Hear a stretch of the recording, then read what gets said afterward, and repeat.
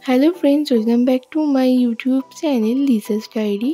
আজকে আমি আপনাদের সাথে শেয়ার করব পটলের দোরমার পারফেক্ট একটি রেসিপি। আর এই পটলের রেসিপিটি কিন্তু আপনারা আপনাদের বাড়ির যে কোনো অনুষ্ঠানেই বানাতে পারেন। তো এই পটলের দোরমা বানানোর জন্য প্রথমেই আমি এখানে নিয়ে নিয়েছি 7 থেকে 8টা বড় দেখতে পটল। এই পটলগুলোকে মূলত সাদা পটল বলা হয়ে থাকে। পটলের গায়ের থেকে প্রথমে খোসাগুলো অল্প ছাড়িয়ে নিতে হবে, আর তারপর একটা চামচের সাহায্যে ভালো করে এইভাবে ভেতরের অংশটাকে বের করে নিতে হবে। সব পটল থেকেই এই একইভাবে ভেতরের অংশটা বের করে নিতে হবে। আর এই ভেতরের অংশটা কিন্তু ফেলে দিলে একদমই হবে না।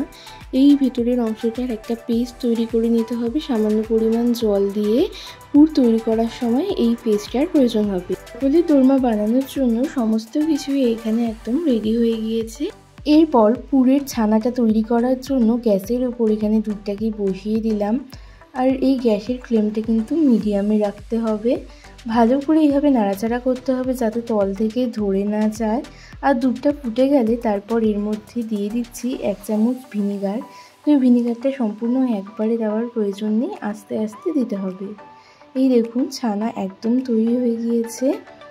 এরপর ছানাটার মধ্যে দিয়ে দিচ্ছি অল্প পরিমাণে ঠান্ডা জল, যাতে ছানাটা শক্ত না হয়ে যায়। এরপর ছানাটাকে ভালো করে ছেঁকে নিচ্ছি। পুরের জন্য কিন্তু আমাদের ছানা একবারেই তৈরি হয়ে গিয়েছে।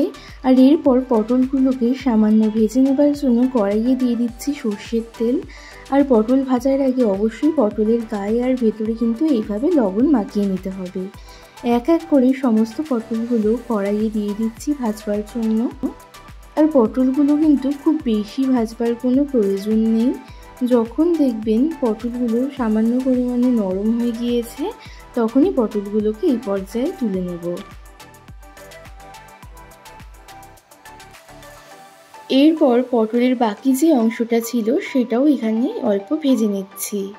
এরপর পুরটা তৈরি করব, তার জন্য সর্ষের তেলের মধ্যে দিয়ে দিলাম 1 চামচ পরিমাণে জিরে। জিরেটাকে অল্প ভেজে নিতে হবে। 1 থেকে 2 মিনিট জিরেটাকে ভালো করে নাড়াচাড়া করে নিতে হবে। আর এরপর এর মধ্যে দিয়ে দিলাম 1 চামচ পরিমাণে আদা কুচি। আদা কুচিটাকেও 1 থেকে 2 মিনিট একটু ভালো করে নাড়াচাড়া করে এর মধ্যে দিয়ে দিলাম 1 চামচ লঙ্কা কুচি। সমস্ত উপকরণগুলোকে 1 থেকে 2 মিনিট আবারও ভেজে নেব। এরপর এর মধ্যে যে পুরটি তৈরি করেছিলাম সেই পুরটা দিয়ে দিলাম, অর্থাৎ পটলের ভেতরের অংশ থেকে যে পুরটা তৈরি করেছিলাম সেই পুরটা দিয়ে দিলাম। পুরটাকেও 2 থেকে 3 মিনিট ভালো করে ভেজে এর মধ্যে দিয়ে দিচ্ছি সমস্ত মশলা, যেমন লঙ্কার গুঁড়ো, হলুদ, ধনে গুঁড়ো এবং অবশ্যই লবণ। সমস্ত উপকরণগুলোকে ভালো করে মিশিয়ে নিতে হবে। এরপর এর মধ্যে দিয়ে দেব আমাদের তৈরি করা ছানাটা দিয়েও ভালো করে মশলাটার সাথে মিশিয়ে নিতে হবে। এই পুরটা কিন্তু মাছেরও তৈরি করা যায়, তবে আমি আজ সম্পূর্ণ নিরামিষভাবেই পুরটা তৈরি করেছি। এরপর এর মধ্যে দিয়ে দিলাম স্ম্যাশ করে রাখা আলু।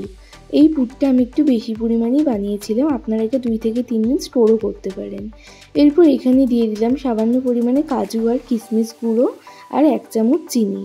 সমস্ত উপকরণগুলোকে ভালোভাবে মিশিয়ে নিলেই তৈরি হয়ে যাবে আমাদের পটলের দোরমার পুর।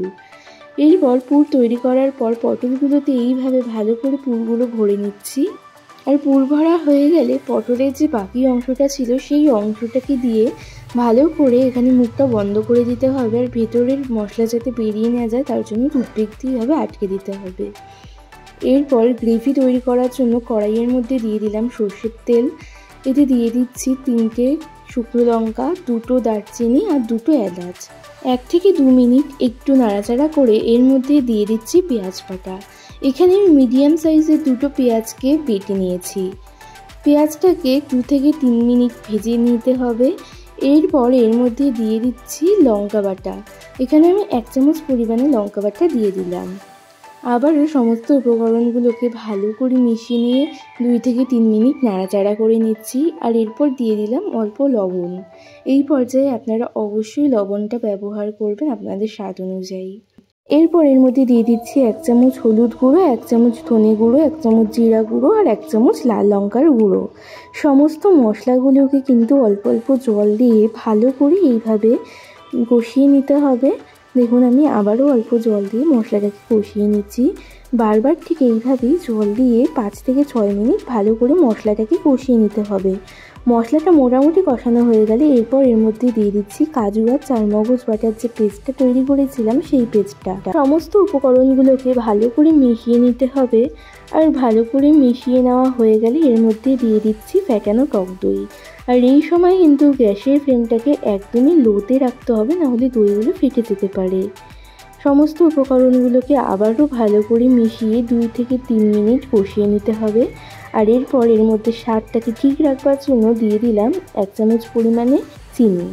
তবে এখানে কিন্তু আমি 2 চামচ চিনি ইউজ করেছি, আপনারাও 2 চামচ চিনি দেবেন। এরপর মশলা কষানো হয়ে গেলে এর মধ্যে দিয়ে দিলাম 1 কাপ জল। আর দেখুন গ্রেভির কালারটা কি সুন্দর এসেছে।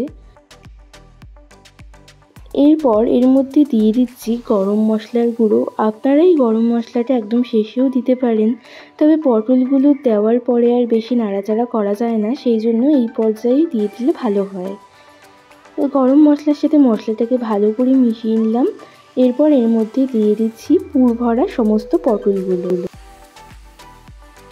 সমস্ত পটলগুলো মশলার মধ্যে দেওয়া হয়ে গেলে এটাকে একটু হালকা হাতে নাড়াচাড়া করে নিতে হবে, তবে খুব বেশি জোরে নাড়াচাড়া করা যাবে না। এরপর এর মধ্যে দিয়ে দিলাম সামান্য পরিমাণে ঘি। আমাদের আজকের রেসিপি পটলের দোরমা প্রায় তৈরি হয়ে গিয়েছে। আপনারা অবশ্যই এই রেসিপিটি একবার হলেও বাড়িতে ট্রাই করে দেখবেন, সত্যিই খেতে দারুণ হয়। যারা পটল খেতে ভালোবাসে না তাদেরও এই রেসিপিটি ভালো লাগবে। সবাই অবশ্যই কমেন্ট করে জানাবেন আজকের রেসিপিটি আপনাদের কেমন লাগলো। যদি আজকের রেসিপিটি আপনাদের ভালো লেগে থাকে তাহলে অবশ্যই আমার চ্যানেলটিকে সাবস্ক্রাইব করে দেবেন।